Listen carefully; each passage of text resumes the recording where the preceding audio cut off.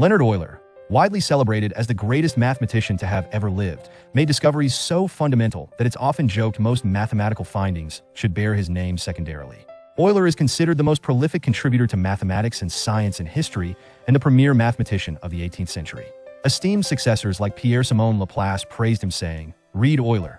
He is the master of us all." Carl Friedrich Gauss remarked, "The study of Euler's works will remain the best school for the different fields of mathematics, and nothing else can replace it." This is his story.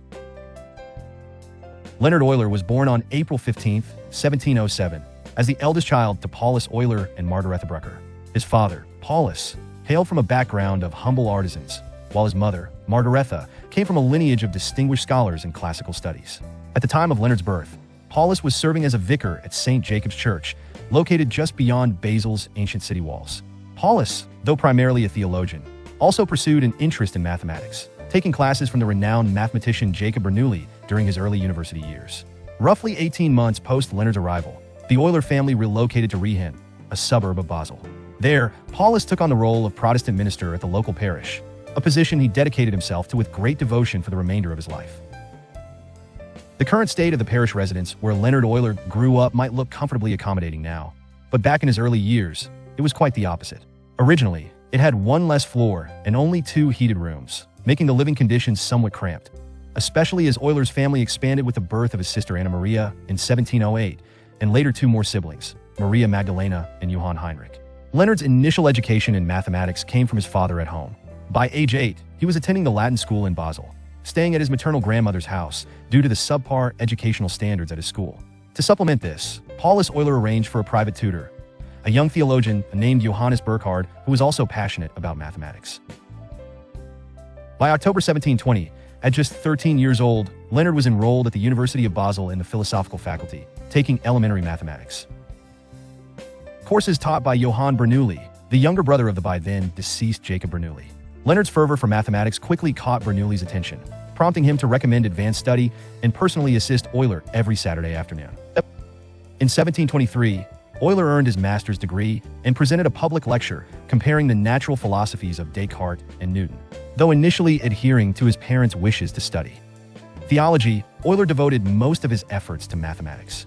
Influenced perhaps by Johann Bernoulli, Euler's father eventually acknowledged his son's destined path in mathematics rather than theology.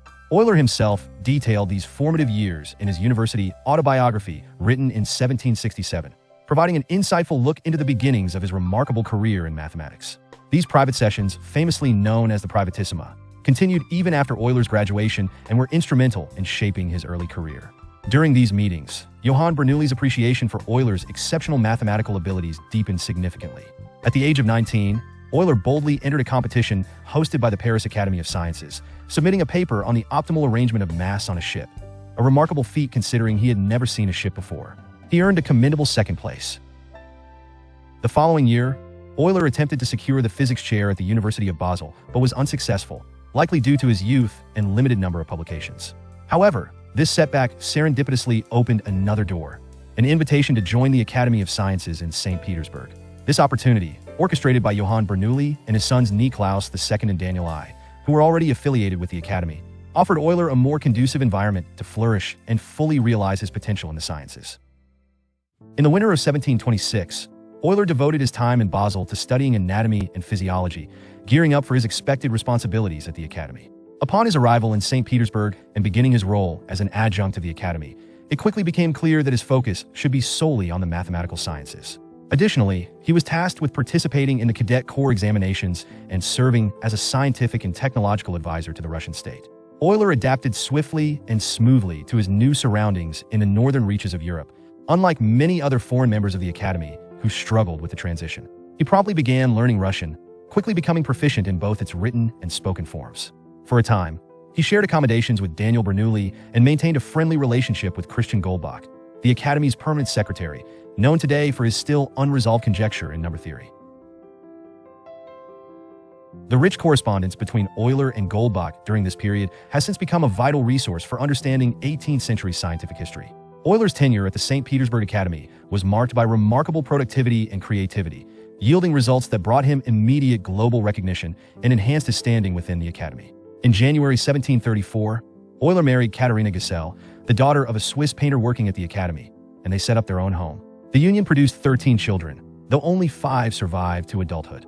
Their firstborn, Johann Albrecht, would follow in his father's footsteps as a mathematician and later become one of Euler's assistants. Despite his successes, Euler faced significant health challenges. In 1735, he suffered a severe illness that nearly claimed his life, and he experienced a similar affliction 3 years later, which resulted in the loss of his right eye. This injury is evident in all his portraits from that time onwards.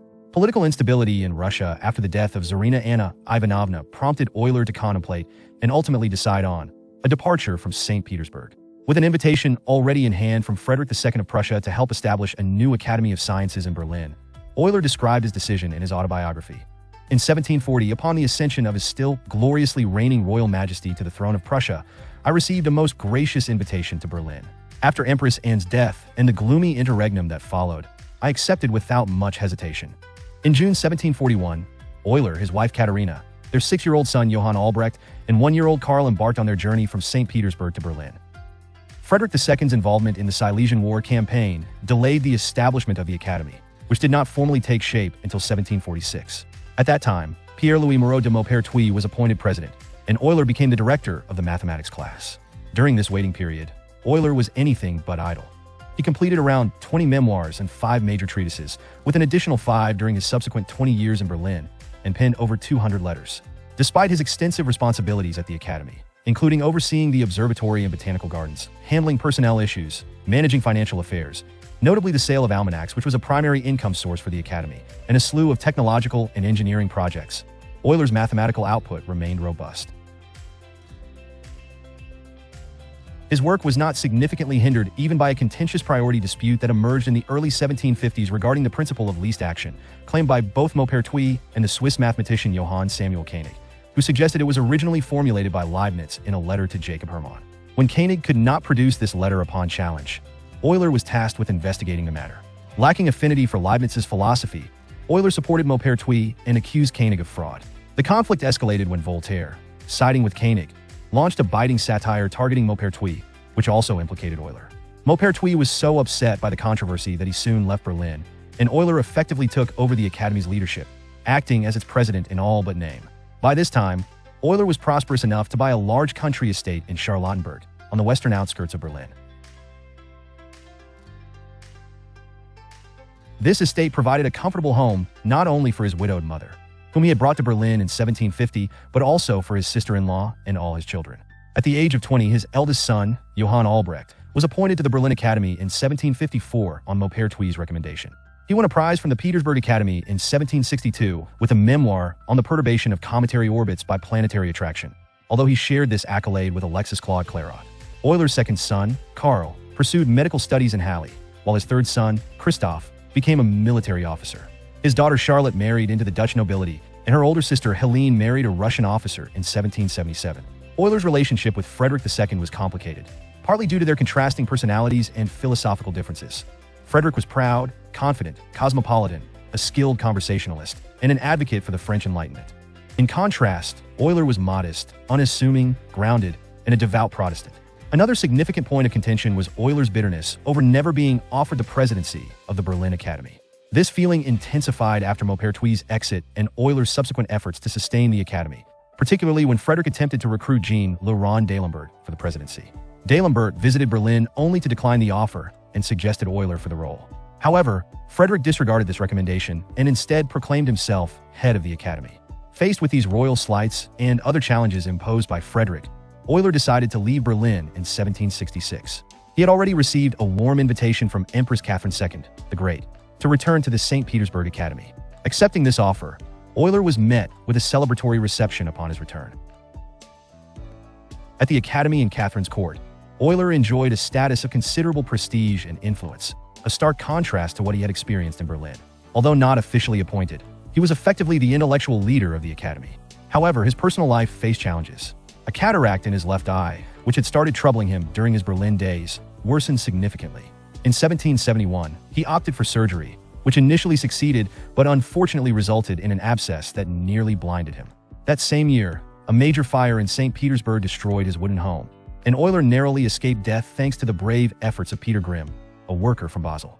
In response to these hardships, the empress allocated funds for the construction of a new house, later enhanced with an additional floor. Tragedy struck again in 1773 when his wife, Katerina Gesell, passed away. Euler remarried 3 years later, seeking companionship and support rather than relying on his children. Despite these adversities, Euler's mathematical productivity remained undiminished, if not intensified. Remarkably, about half of his life's scientific contributions were made during this second tenure in St. Petersburg. His works from this period included his major successes, Letters to a German Princess, and Algebra. His ability to continue producing significant work was supported by capable assistants, including Niklaus Fuss, a fellow Basel native and Euler's future grandson-in-law, as well as Euler's son, Johann Albrecht. Johann, who had become the secretary of the Academy, also took on the role of recording the Academy sessions, which Euler presided over as its senior member. The deep respect Euler commanded at the Academy and court is poignantly illustrated in an anecdote from the memoirs of Countess Dashkova, who was appointed director of the Academy by the Empress. She describes an incident where she accompanied the elderly Euler to what was likely one of his final Academy sessions. Before the session commenced, a distinguished professor and state counselor automatically took the chair of honor next to the directors. The Countess then addressed Euler, telling him, "Please sit wherever you wish. Whichever seat you choose will naturally be the most honored." Leonhard Euler passed away on September 18, 1783, while playing with one of his grandchildren. On the day of his death, his large slates were found inscribed with formulas detailing the mathematics behind the Montgolfier brothers' pioneering balloon flight in Paris on June 5, 1783. These calculations, later finalized and prepared for publication by his son Johann Albrecht, were posthumously published in the 1784 volume of the Memoirs as Euler's last scholarly article. A backlog of his memoirs, already submitted to the Academy's presses, continued to be published for nearly 50 years following his demise. Throughout his career, Euler's vision deteriorated significantly. By 1738, 3 years after surviving a severe fever, he had lost most of the sight in his right eye. Euler attributed this loss to the detailed cartographic work he conducted for the St. Petersburg Academy, although the exact cause of his blindness is still debated. During his time in Germany, his vision further declined, leading Frederick to nickname him Cyclops. Euler philosophically remarked about his worsening sight, "Now I will have fewer distractions." In 1766, he was diagnosed with a cataract in his left eye. While an initial treatment briefly improved his vision, subsequent complications almost completely blinded him in that eye as well. Remarkably, his disability seemed to have minimal impact on his mathematical output. With the help of his scribes, Euler's productivity in various fields increased. By 1775, he was averaging 1 mathematical paper per week. Euler made significant contributions across virtually all mathematical disciplines, including geometry, calculus, trigonometry, algebra, and number theory, as well as in areas of physics like continuum mechanics and lunar theory. He stands as a pivotal figure in the history of mathematics, with his collective works, vital to the field, potentially filling 60 to 80 quarto volumes if printed. Throughout his career, Euler maintained an astonishing rate of productivity, averaging 800 pages annually from 1725 until 1783. In addition to his formal publications, he wrote over 4,500 letters and numerous manuscripts. Estimates suggest that Euler authored about a quarter of all scholarly output in the 18th century across mathematics, physics, mechanics, astronomy, and navigation, with some attributing as much as a third of the mathematical contributions of that era to him. The 18th century was a pivotal era for the development of infinitesimal calculus, significantly influenced by the Bernoulli family, who were close to Leonhard Euler. Under their influence, calculus became the central theme of Euler's research. Despite some of Euler's proofs lacking the rigor required by today's mathematical standards, particularly his reliance on the generality of algebra, his work led to significant advancements. Euler is renowned for his use and development of power series, the expression of functions as sums of infinitely many terms. This technique allowed him to solve the Basel problem in 1735, determining the sum of the reciprocals of the squares of natural numbers, a problem that had remained unsolved since its proposal in 1644. Euler's introduction of the constant, now known as Euler's constant or the Euler-Mascheroni constant, significantly impacted the study of the harmonic series, the gamma function, and the values of the Riemann zeta function. He was pivotal in advancing the application of the exponential function and logarithms in analytic proofs.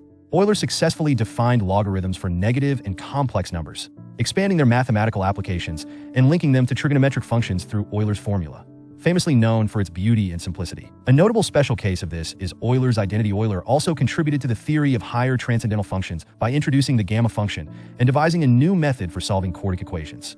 He expanded the calculus of variations, formulating the Euler-Lagrange equation, which simplifies optimization problems to differential equation solving. His work anticipated modern complex analysis, establishing methods for calculating integrals with complex limits. In number theory, Euler pioneered the use of analytic methods, thereby bridging the gap between number theory and analysis and laying the groundwork for analytic number theory. His innovative approaches in this field included the creation of the theory of hypergeometric series, Q-series, hyperbolic trigonometric functions, and the analytic theory of continued fractions. He demonstrated the infinitude of primes through the divergence of the harmonic series and used analytical methods to explore the distribution of prime numbers, which eventually led to the development of the prime number theorem. Euler's extensive contributions across mathematics not only resolved long-standing problems, but also opened new avenues of research, influencing countless aspects of mathematics and science. Leonhard Euler's exploration of number theory was greatly influenced by his colleague Christian Goldbach at the St Petersburg Academy. Building on Pierre de Fermat's work, Euler extended some of Fermat's ideas and disproved others, notably the conjecture that all Fermat numbers are prime. Euler was instrumental in connecting the distribution of prime numbers with analytic concepts, proving that the sum of the reciprocals of the primes diverges, and linking this to the Riemann zeta function through what is now known as the Euler product formula. Euler also introduced the totient function phi, n, defining it as the count of integers up to n that are coprime to n. He used this function to generalize Fermat's little theorem into Euler's theorem. His work with perfect numbers, particularly proving the one-to-one correspondence between even perfect numbers and Mersenne primes, is known as the Euclid-Euler theorem. Euler's conjecture on the law of quadratic reciprocity laid the foundational groundwork for Carl Friedrich Gauss's later achievements. Among his notable accomplishments, Euler proved in 1772 that 2,147,483,647 is a Mersenne prime, which stood as the largest known prime for nearly a century. Euler's contributions extended to developing significant theories in the partitioning of integers. In 1735, Leonhard Euler addressed the problem known as the seven bridges of Königsberg. The challenge involved finding a path that crossed each of the seven bridges connecting the islands and the mainland of Königsberg, Prussia, exactly once. Euler proved that no such path exists, establishing this solution as the foundational theorem of graph theory. Euler also formulated a significant equation in topology, V minus E plus F equals 2, where V, E, and F represent the vertices, edges, and faces of a convex polyhedron, respectively. This relationship is now referred to as the Euler characteristic, which is integral to understanding the genus of a mathematical object. The exploration and expansion of this theorem by mathematicians such as Cauchy and Lullier marked the beginnings of the field known as topology. Euler excelled in applying analytical methods to solve practical problems, making significant contributions across mathematics and physics. He effectively utilized Bernoulli numbers, Fourier series, Euler numbers, constants E and pi, continued fractions, and integrals. Euler was pivotal in merging Leibniz's differential calculus with Newton's method of flux science, enhancing the application of calculus in solving physical problems. He advanced the numerical approximation of integrals, introducing techniques such as Euler's method and the Euler-Maclaurin formula. In engineering, Euler developed the Euler-Bernoulli beam equation, fundamental in the field. His analytical skills extended to celestial mechanics, where he won multiple Paris Academy prizes for accurately determining the orbits of comets and other celestial bodies, calculating solar parallax, and contributing to precise longitude tables. Euler's contributions to optics challenged Newton's corpuscular theory of light, promoting Christian Huygens' wave theory, which prevailed until the advent of quantum light theory. In fluid dynamics, he predicted cavitation decades before it was observed and introduced the Euler number for fluid flow efficiency calculations. His 1757 publication of the Euler equations set foundational principles for inviscid flow. Euler is also celebrated in structural engineering for deriving the critical buckling load formula, known as Euler's critical load, which predicts the buckling point of columns based on length and stiffness. In 1768, Euler introduced the use of closed curves to represent syllogistic reasoning, now known as Euler diagrams. These diagrams visually represent sets and their relationships through simple closed curves, typically circles, on a plane. Each curve separates the plane into an interior, representing the set's elements, and an exterior, representing non-members. The key to understanding these diagrams lies in their overlaps. Overlapping curves represent intersecting sets with a shared common area indicating elements common to both sets. Non-overlapping curves indicate disjoint sets. If one curve is entirely contained within another, it depicts a subset relationship. Euler diagrams and their later refinement into Venn diagrams became teaching tools for set theory with the rise of the new math movement in the 1960s. These diagrams are now widely used for visualizing various combinations of characteristics and relationships in diverse fields. Leonhard Euler explored the application of mathematical principles to music, producing the Tentamine Novae Theoriae Musicae in 1739, aiming to integrate music theory within mathematics. This work, however, was seen as too technical for musicians and too musical for mathematicians. Euler's treatment involved using binary logarithms to describe octave subdivisions. Although his musical writings constitute a minor portion of his vast output, they illustrate his lifelong engagement with music theory, defining musical genres through mathematical expressions involving prime numbers, which structured musical intervals and chords in a mathematically harmonious framework. Euler is celebrated as one of history's most eminent mathematicians, often considered the most productive contributor to mathematics and science. Esteemed by peers like John von Neumann as the greatest virtuoso of the period, his effortless calculation skills were likened by François Arago to natural actions like breathing, commonly placed just below legends such as Carl Friedrich Gauss, Isaac Newton, and Archimedes. Some even regard him on par with these titans. Henri Poincaré revered him as the god of mathematics. André Wahl praised Euler for achieving a level of leadership in mathematics, both pure and applied, unmatched by any other during the 18th century. Swiss mathematician Nicolas Fuss admired Euler's vast memory and knowledge, noting his extensive familiarity with classical literature, mathematics history, and the essential facts of various sciences beyond his primary focus. Euler's expertise even extended to fields like medicine, botany, and chemistry, surpassing what one would expect from someone not specifically devoted to those areas. Euler has been honored on the 6th and 7th series of the Swiss 10-franc banknote and various Swiss, German, and Russian postage stamps. In 1782, he was elected a foreign honorary member of the American Academy of Arts and Sciences. Additionally, an asteroid was named in his honor, 2002 Euler. On September 18, 1783, in St. Petersburg, while discussing the orbit of the newly discovered planet Uranus with Anders Johann Lexell, Euler collapsed and died from a brain hemorrhage after lunching with his family. Jacob von Stalin penned a brief obituary for the Russian Academy of Sciences, and Euler's student, Russian mathematician Nicolas Fuss, authored a detailed eulogy presented at a memorial event. Marquis de Condorcet, in his homage to the French Academy, poignantly noted, "He ceased to calculate and to live." Euler was interred beside his wife Katerina at the Smolensk Lutheran Cemetery on Vasilevsky Island.